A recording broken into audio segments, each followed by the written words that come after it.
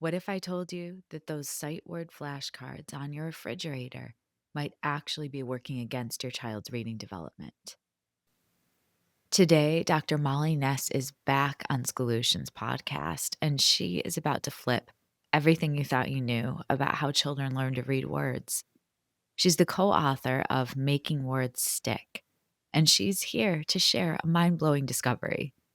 99% of those impossible to decode sight words that we've been forcing kids to memorize, they actually follow phonetic rules.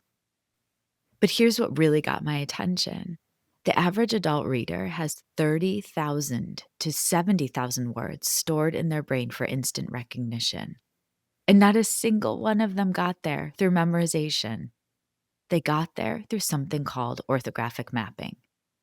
If you've ever watched a student struggle with reading fluency, spending so much mental energy figuring out words that they can't focus on what the text actually means, this episode is going to be a game changer. Molly even breaks down exactly how the reading brain works and shares a simple 4-step process that transforms how we teach word recognition. Whether you're a teacher, a caregiver, or anyone who works with developing readers, get ready to discover why orthographic mapping is the on ramp to reading success we've been missing.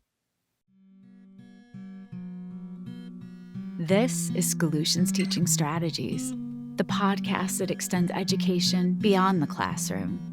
A show that isn't just theory, but practical, try it tomorrow approaches for educators and caregivers to ensure every student finds their spark and receives the support they need to thrive.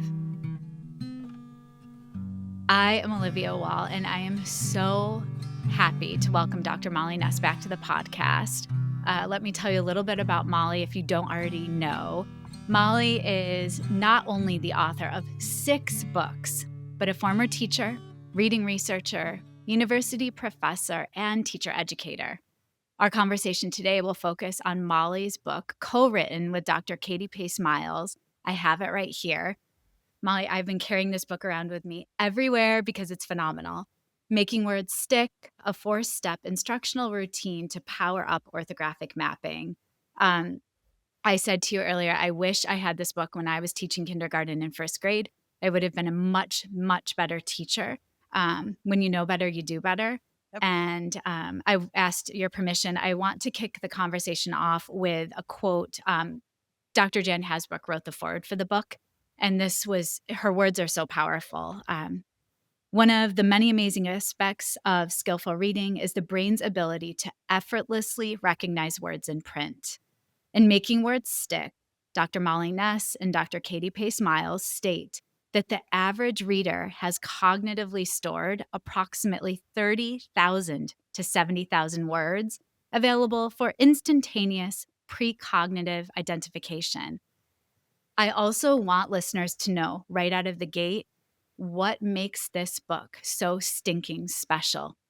It's different, and this is why. Molly and Katie masterfully describe how the brain works to develop reading proficiency in a clear and understandable way. I could not agree more, and I felt like this is clearer to me than it ever has been before after reading this. They explain Dr. Airy's theory of orthographic mapping and connect it to instruction that supports learning, and explain why memorization of words is not the way to go. Molly, welcome, welcome, welcome. Thank you for coming back and being a guest. Oh, it's such a pleasure to be here, and I'm glad that somebody's finding this book useful. You never know when you write something if it's going to land well or how it will be received. So I appreciate your kind words. Yeah, it not only hit with me, I am recommending it to everyone I can. And I also shared with you, I highly recommend this book for caregivers. And we'll talk about that in a bit. But let's kick off with research. You offer so many nuggets of research throughout the book. The book has structure of terms you need to keep in mind at the end of each chapter. There are QR codes with you explaining what is in print. You can actually watch a video of you. I mean, this book is crazy good. So, if you had to pick one researcher to give a nod to that you lean on most, what would you say?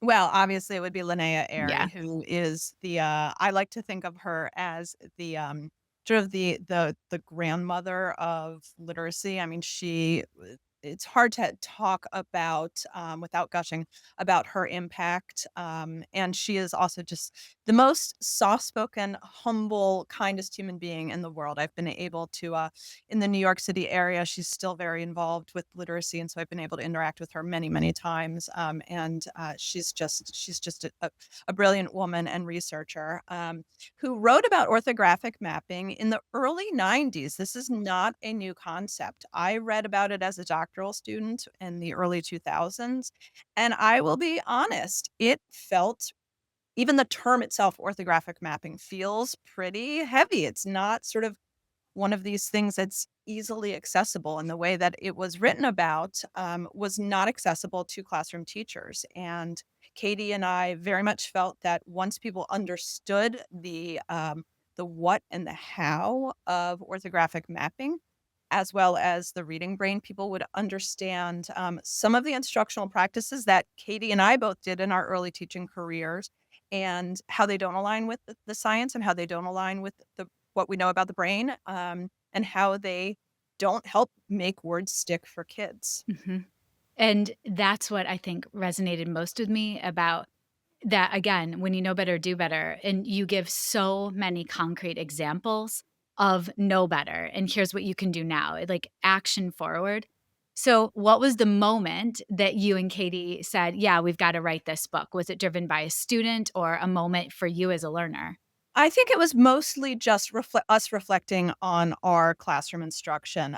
Katie was very blessed to study from Linnea herself.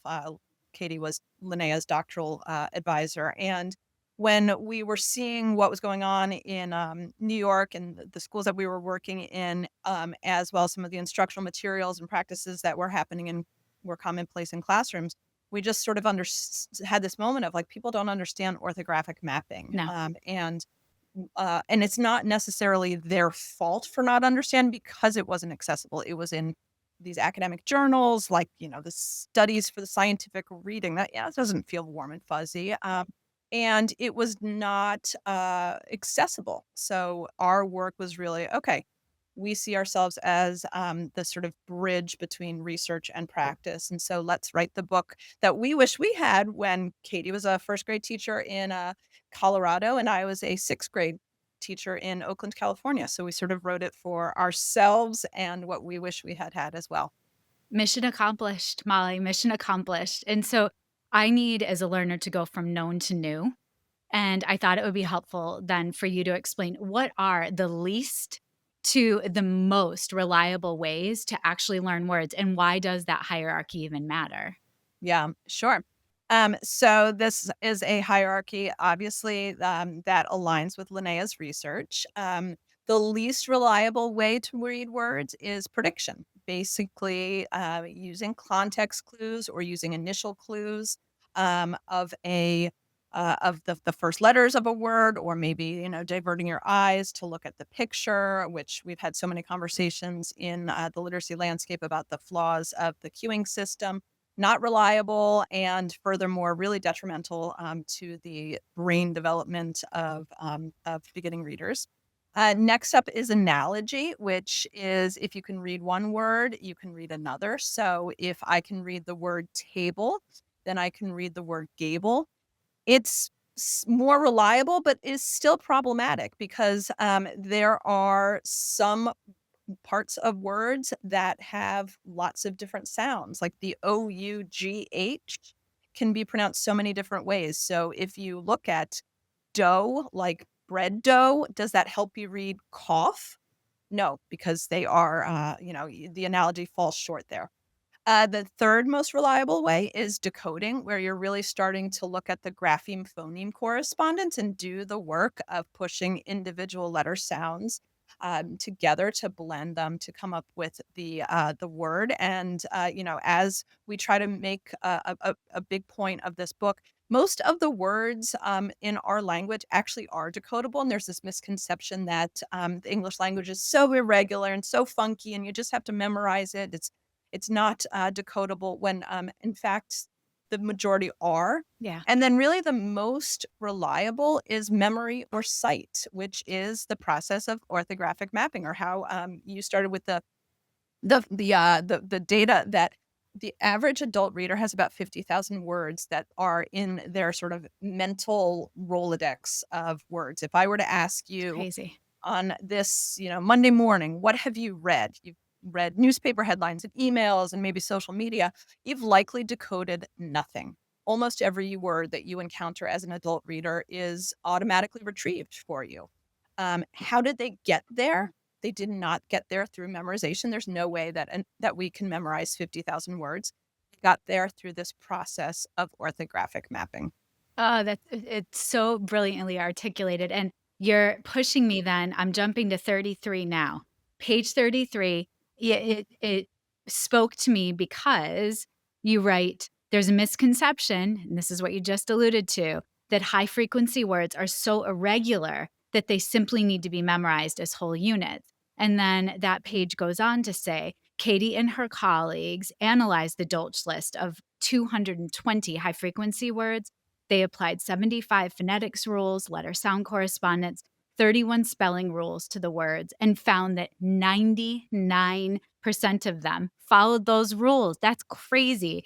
So, in other words, 99% of the Dolch lists are regularly spelled or decodable. That blew my mind. I know Um, it's it's crazy because crazy. we all grew up with flashcards and memorized them. And I was actually earlier today just in the dollar store in my town, and the dollar store was selling sight words that are flashcards because those are ubiquitous. And as you alluded a little bit earlier about supporting caregivers, it is the message that parents get as well, that these are just words you have to memorize. My older sister got very crotchety with me because I was visiting her house, and this was when my nephew was a kindergartner.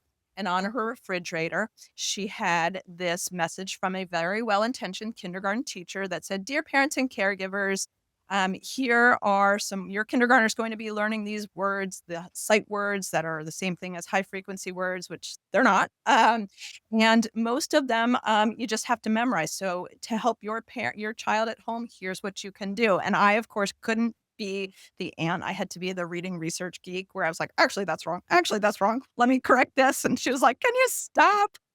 Um, but that is a message that's pretty ubiquitous, that they just have to be memorized. And we argue they actually don't have to be memorized. They have to be mapped. So let's pause there because it was also a moment for me reading to think, this is not a process that ends with children in kindergarten, 1st or 2nd grade, because the example you give in the book is you actually, as an adult, were mapping a word. And so I want you to just pause for a moment and speak to who does orthographic mapping serve? And why do we as educators, caregivers, and I would say administrators also need to understand the process? Sure. Well, I'll pick up on that experience that I had last summer because we opened the book with it to help make the case that orthographic mapping is not just a K through 2 thing. It is a process, it's an invisible cognitive process. And by that, I mean it is in the brain, behind the scenes. So it's not something that we want to see classroom teachers saying, all right, kids, let's orthographically map this word. Or let's pull out our orthographic mapping workbooks because Right. that's what we do Yeah. in things. We learn about something and then we sort of silo it. But last summer I was reading a beach book. It was sort of a mindless murder mystery. And I come to this word that is SLOUGH. And I had enough meaning or context clues to derive the meaning of the word. This was a setting in in this book that was like a swamp with marsh water and tides, and so I sort of knew it was something about this swampy area, this marshland. But I didn't know how to say the word or pronounce the word, and I'm not getting any help from the word itself because that OUGH, is it like cough? Is it like dough? Is it like through? Like there's so many different ways. I think there's 6 or 7 different ways that OUGH can be pronounced. So what I had to do was go to an online dictionary and click the little sound icon. And that was enough to give me the sound. The word, if I'm a New Yorker, and if you are in New York or Canada, you say the word slough, and a slough is like a boggy, marshy swamp area. So at this point now, I've got a trifecta of things with this word. I've got the meaning of the word, I've got its pronunciation, and I've got how it looks. And when I got the pronunciation, I was able to do the okay, there are 6 letters in this word that map to 3 phonemes. And that whole process, that trifecta, is really orthographic mapping. So we use this as an example to say, okay, it's not just a beginning reader thing. I, as a proficient adult reader, this was a word I didn't instantly recognize, but to get that word into my instant retrieval, I had to have that trifecta established. And so it matters because now, as a proficient reader, once I did that work, every time I come to that word in the book, I instantly and automatically recognize it. I don't need to spend any cognitive energy on lifting that word off the page, which then gets me to comprehension. So that example is amazing. And again, I wish I had more of the why as a caregiver for my 2 boys, as a teacher in general, because you even just said very quickly, high frequency words and sight words are not the same thing. And my entire life as a teacher, it was trying to clarify what is the difference between the 2? Can you do that quickly for us? And Sure. then I would love for you to explain, and start to I want to speak to your 4, step process, but let's explain high frequency and sight first. Sure. So, high frequency, it sounds really obvious to restate that they are the words that are most frequently occurring in text. And way back when, Mr. Dolch or Dr. Fry, I don't actually remember their first names or anything. They went through painstakingly how the most common text and sort of tallied up the words in order of first 100 words, 200 words. And actually, those have been somebody else went through recently and revised the updated list. And you can actually read the research that shows, here's the because the Dolch list has been around for decades. And in 2025, is it the same words that it used to Right. be in, 19 whatever? I can't remember the nuances of the words that, have been moved off the list or bumped in order. But so high frequency words are the ones that you most likely encounter versus sight words. Sight words are any word that has been orthographically mapped. They are words that we don't need to spend any cognitive energy. They are in our automatic word retrieval. Jan Wazowicz, I love this quote that she likes to say that every word wants to be a sight word when it grows up. And I just love that because it reminds us that to get to the point of us being adult proficient readers with 50,000 words, we have to have such a huge bank of sight words so that we can read with fluency and get to comprehension. It's the best explanation of high frequency and sight words that I've ever heard. So then what I'd love for you to do is let's shift because you do offer a 4-step routine. I had a routine and I thought it was great. It was not your routine. And I also didn't understand the why. This is what makes your book so special. You explain and correlate what each lobe of the brain is doing while someone is orthographically mapping a word. It is crazy, and I cannot wait for listeners to learn this from you.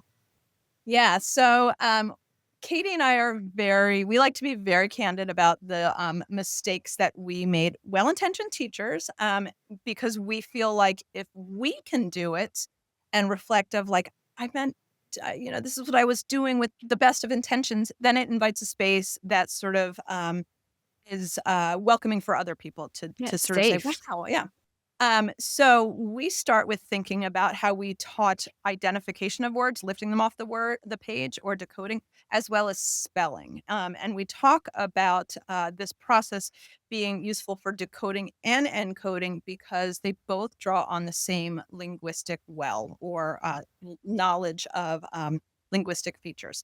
So we've got this 4-step protocol that we came up with based on the research. So we looked at the IES guides. We poured over the research. We looked at what has to happen in the brain for the neural pathways to establish the reading brain. So I'll walk through it sort of quickly, but then explain each step in a little bit more detail. So we see and say it. We segment and spell it.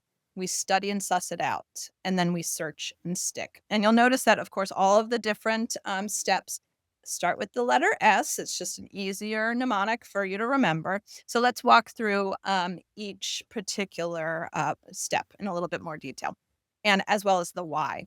So we start with see it and say it. So here, kids see the word and they say the word.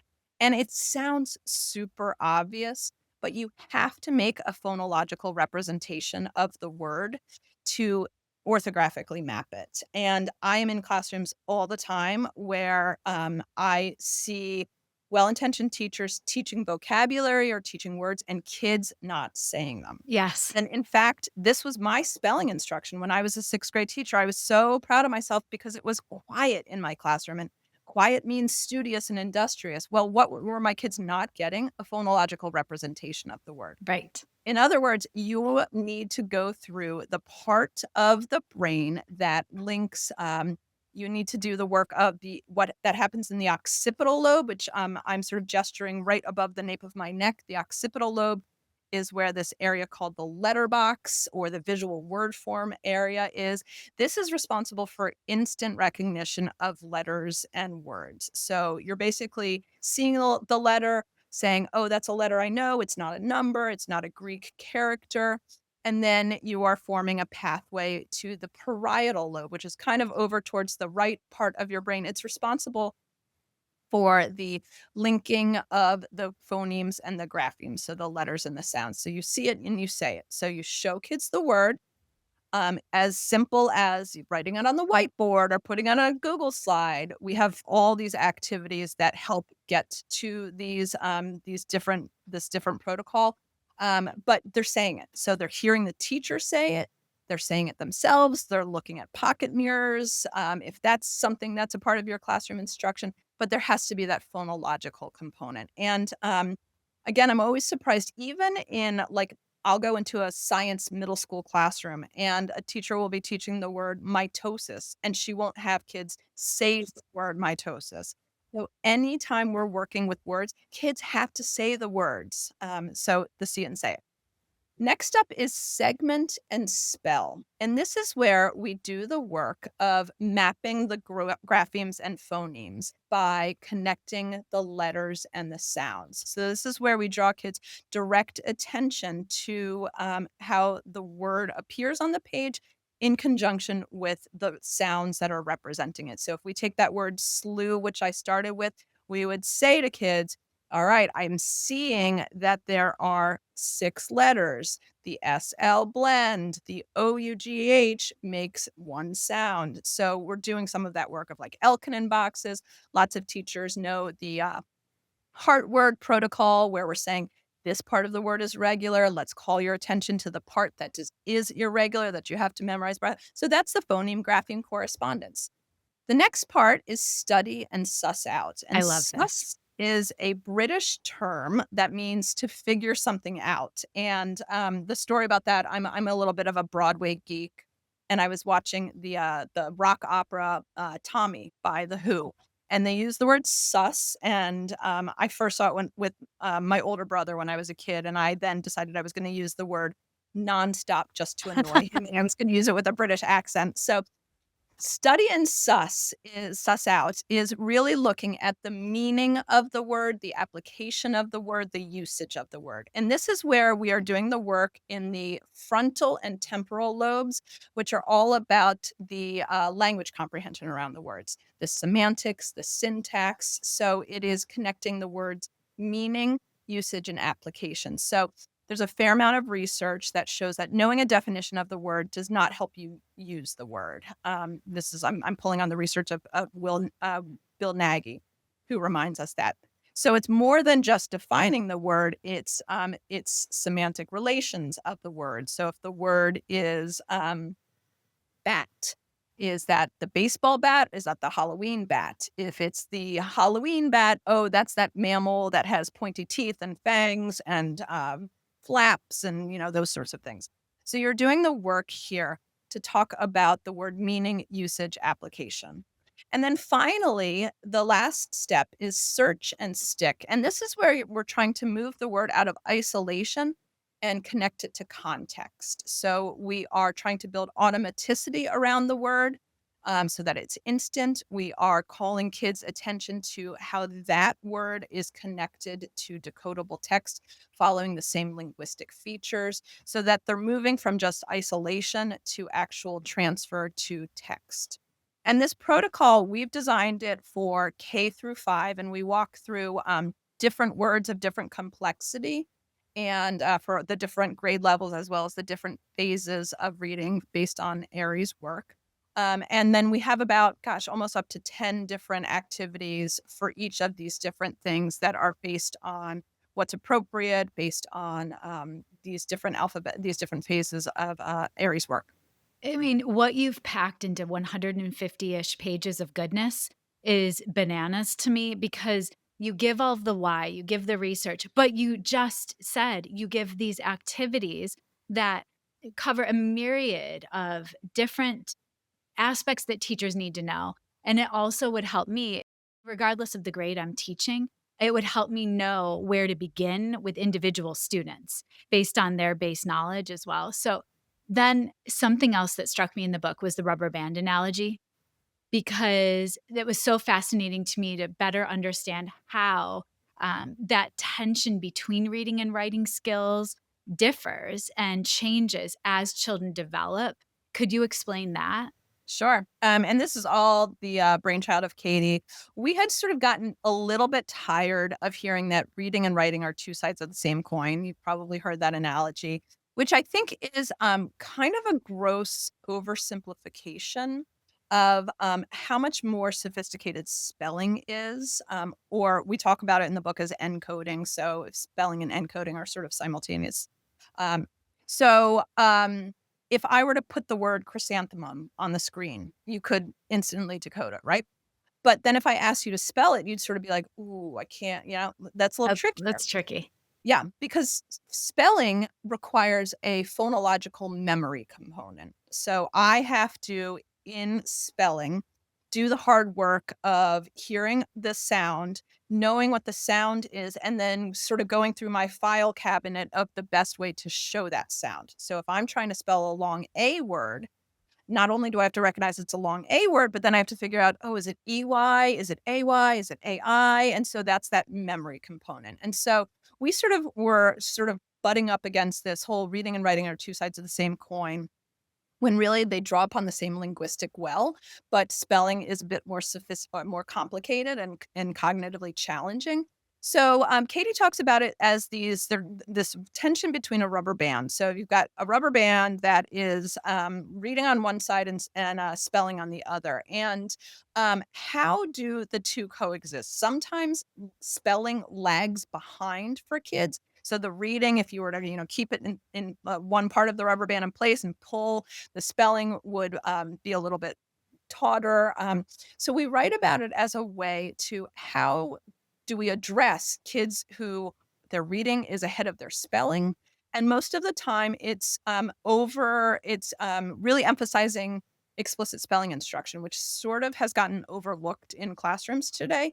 So when we wrote this book, we were very much it's not just decoding. This routine works for spelling as Yes. well, Yeah. because again, it's that rubber band that we have to make sure the tension is equal on both sides so it doesn't get too slack or snap because one end is pulling too far ahead of the other end.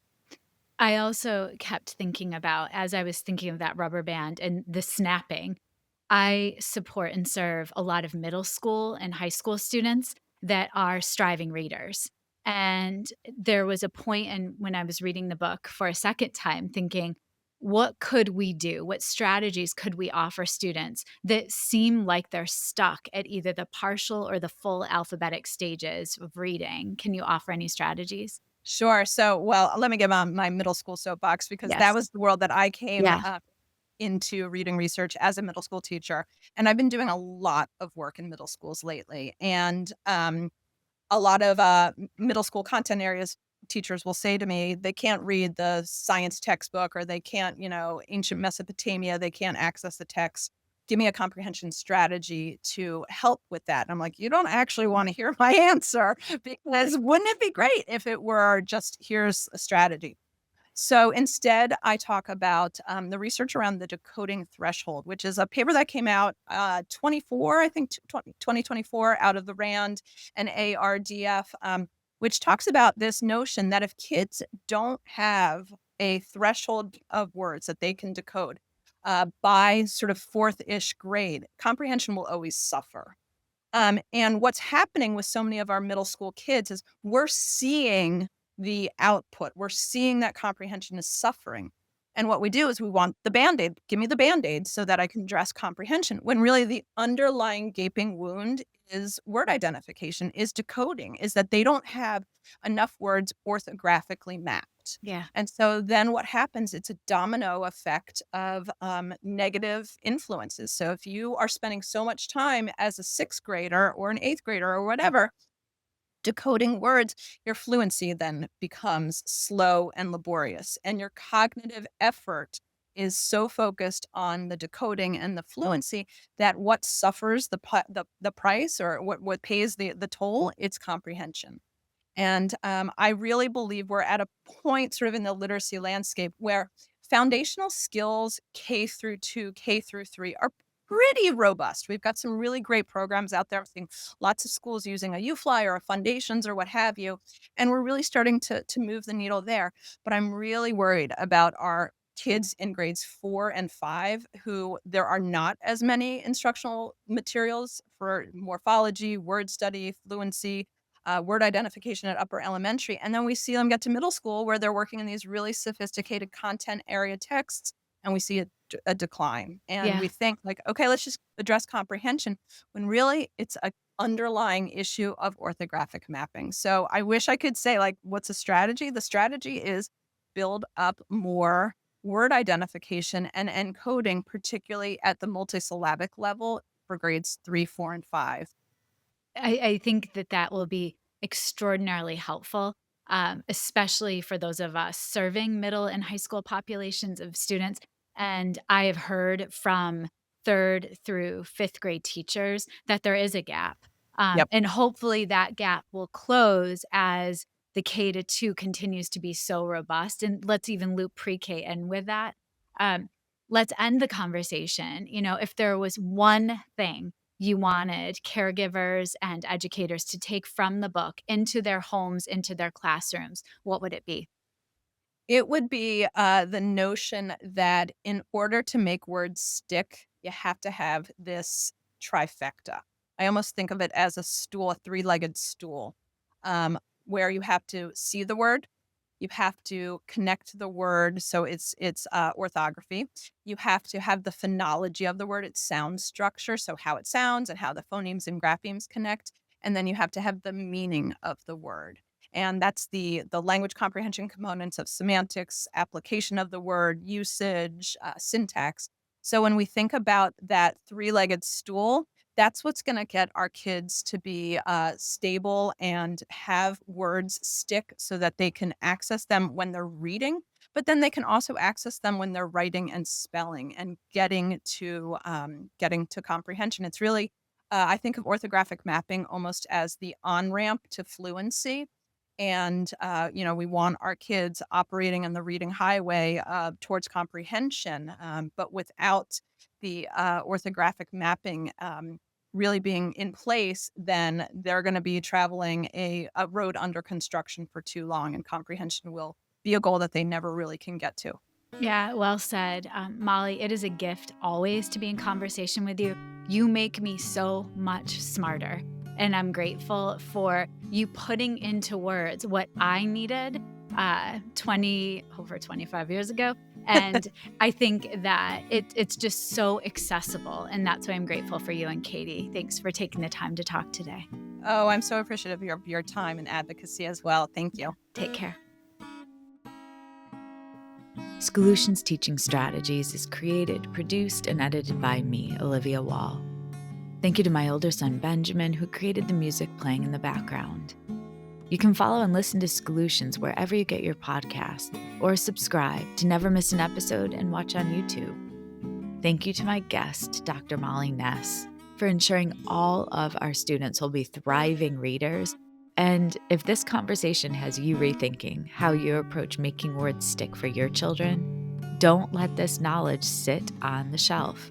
Here's what I'd love for you to do right now.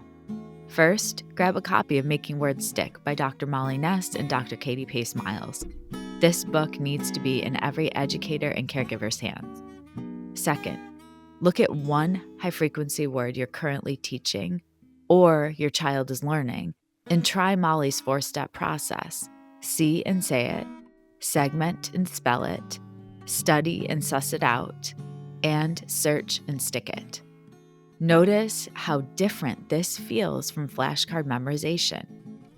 And finally, share this episode with one teacher or caregiver or administrator who needs to understand there's a better way than memorization. Because when we know better about how the reading brain actually works, our students deserve for us to do better. The reading highway is waiting. Let's help every child find their on-ramp.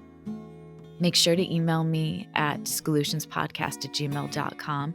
Let me know what resonated and your next steps after listening to this episode. Tune in every Monday for the best research-backed coaching and teaching strategies you can apply right away to better the lives of the children in your care. And stay tuned for my bonus episodes every Friday, where I'll reflect and share connections to what I learned from the guest that week. See you then.